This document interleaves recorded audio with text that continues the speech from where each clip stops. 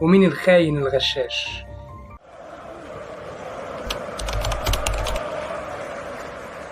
مارادونا دايما كان بيقول إن الفيفا وأمريكا اتفقوا عليه عشان يخلصوا من صداع اللاعب اللي بيحرك شعوب أمريكا اللاتينية ضد السيطرة الأمريكية كلها.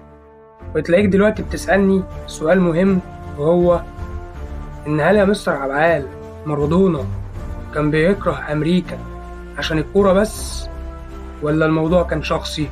خليني أقولك يا سيدي، مارادونا كان بيشوف أمريكا هي الوحش اللي بياكل خيرات الفقراء. مارادونا ابن الشارع زي ما احنا عارفين واتكلمنا عنه في الفيديو الأولاني.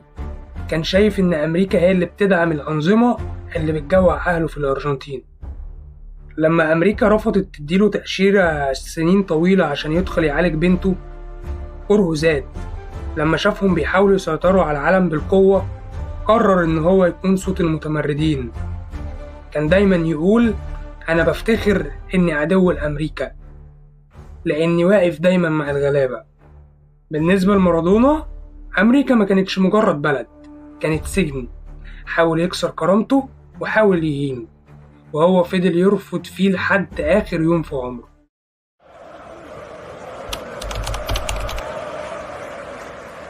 خلينا نقول إن مارادونا ما اعتزلش الكرة بمزاجه.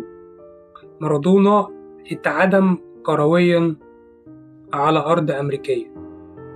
في النهاية، تفتكر لو مارادونا كان لاعب كيوت وبيسمع الكلام وما بيدخلش في السياسة، هل كان زمان قصة منشطات 94 دي حصلت؟